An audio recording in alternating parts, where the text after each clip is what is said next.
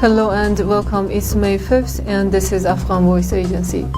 President Ashraf Ghani said Tuesday that 5 government departments have failed to use over $1.6 billion of their annual budget.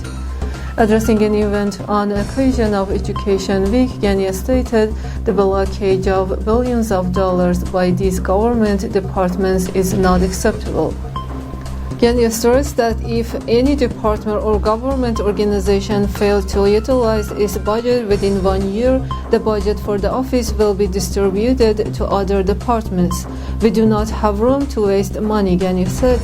According to him, 2 departments have failed to spend a total of $1.6 billion. Amid troop withdrawal, the U.S. military says it has moved to equivalent of 60 C-17 loads of material out of Afghanistan. The Washington Times reported on Tuesday the U.S. military had handed over more than 1,300 pieces of equipment to the Defense Logistics Agency for destruction. On May 2nd, the U.S. military also transferred Camp Neontonic to southern Helmand province to Afghan forces.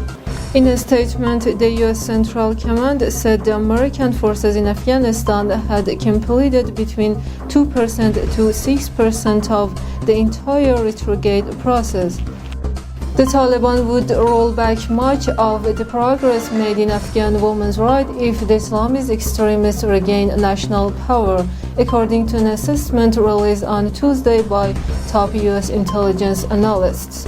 The U.S. National Intelligence Council report likely will reinforce fears that the Taliban will resume the harsh treatment that women and girls suffered under their 1996 to 2001 rule should the insurgents prevail in a full-blown civil war. The Taliban remains broadly consistent in its restrictive approach to women's rights and would roll back much of the past 2 decades of progress if the group regains national power, said the U.S. intelligence community's top analytical body. Baghlan police have confirmed the fall of Baroka district to the hands of the Taliban. Police spokesman Javed Basharat said security forces had made a tactical retreat and would soon retake the district from Taliban control by sending reinforcements. 80 Taliban were killed and 59 others were wounded in Ghazni, Logar, Zabul, Herat, Farah, Helmand and Baghlan provinces during 24 past hours as a result of Afghanistan National Defense Special Force operations. Also, 115 IEDs which were placed by Taliban on public roads were discovered and defused by Afghanistan National Army.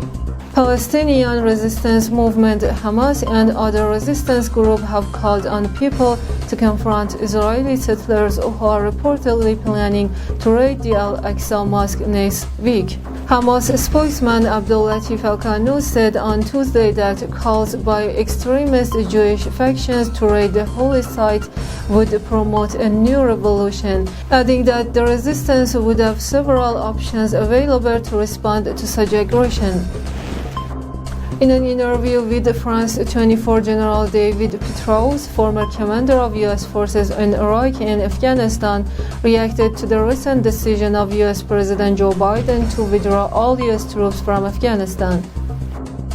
Around 2 weeks ago, President Biden announced full withdrawal of U.S. troops from Afghanistan. He said it's time to end the forever war. Do you support President Biden's decision and why?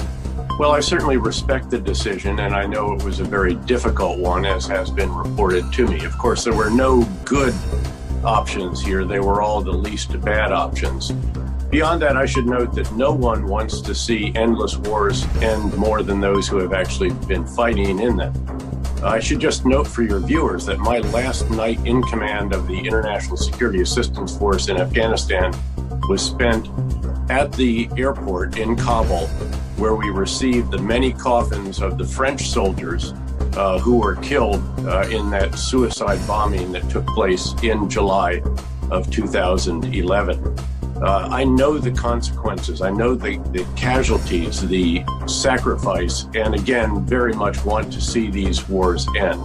That said, I do fear that 2 or 3 years from now, we are going to look back and regret the decision to withdraw the remaining 3,500 U.S. troops from Afghanistan, which also means, of course, that the remaining 7,000 coalition forces will withdraw. It likely means that a number of our other capabilities there, some in the intelligence world, development world, diplomatic world, will have to be reduced.